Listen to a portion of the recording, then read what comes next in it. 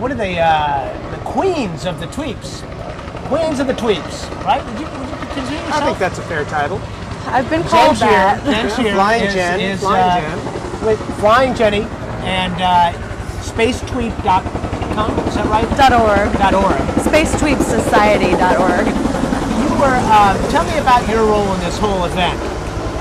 I was here to help out mainly, to answer questions and just in general support the effort. Yeah, now your day job, tell everybody your day job. I'm a space shuttle technician. So you love this stuff. This is your day job. And you're a tweeter. And explain to me, what is the value, the power, the advantage of doing what was done here over the past couple of days? Well, it's extending an arm out to the public, which we really need to do if we want to keep a strong space program in this country. The space program's funded by tax money, so without the public's interest, then you're not going to have that. Exactly. What do you? How does twittering, you think, engage people in a different way?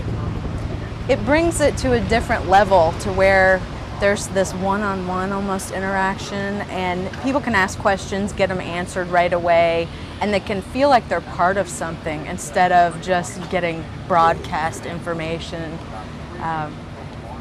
They really seem to respond to that a lot better than just watching something. Yeah, it's an interactive element to it that, you're watching a broadcast like ours and you also get to interact. And I think it's a good compliment to what we do. It's a two-way street, and I know, I'm a lot older than you are, of course, but when I look at my kids, everything they do is a two-way transaction, and then if you're not providing that, you're not reaching a whole generation, right? That's true.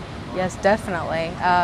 And you can create real relationships with people on Twitter, and you can collaborate with them. We've done a lot of that. 140 characters at a time. Yeah, it's amazing, isn't it?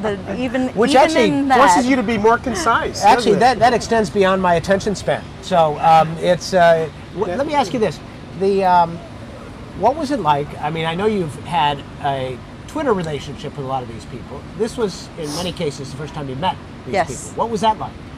It's like meeting people you've known for a long time, actually. Yeah. You feel like you already know them.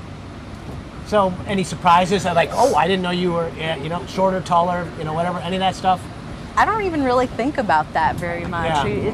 You think about the personality, and I think that's one of the good things about Twitter is you don't have these preconceived notions based on how somebody looks or dresses or anything. You just get to know the person themselves. How did you become such a true believer to this way of this medium?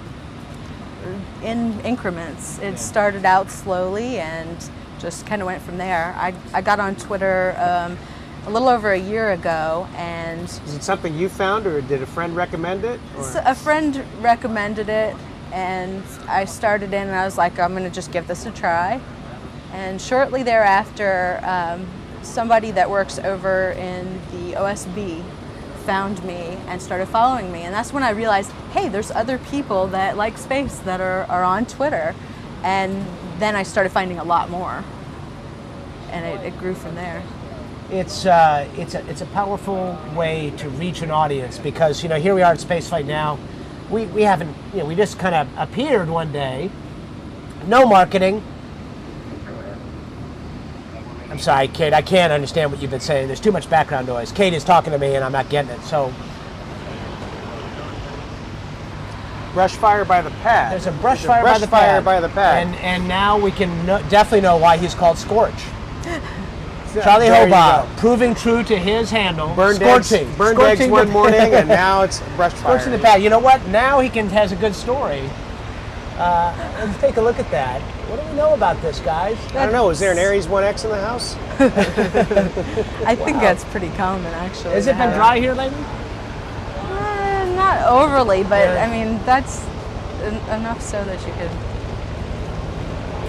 So this has happened before? Yeah. So I assume the KSC firefighting team is on its way. I'm sure they'll take care of The it. helicopter's going out there to reconnoiter right now. You're going to go over and shoot the fire. Yes. It's obviously a security threat, no doubt. I was asking you about Twitter, tweeting. Tell us a little bit about your site and what you're all about there, because as you say in your site, sometimes 140 characters is not enough. Let's talk about that. Okay, the blog was really a way to give people a voice that had something to say or an opinion to express about anything having to do with space exploration. And it just allows them to get that out there to a bunch of other people that are interested in space and know that their voices are heard. And it starts discussions on there too with the comments.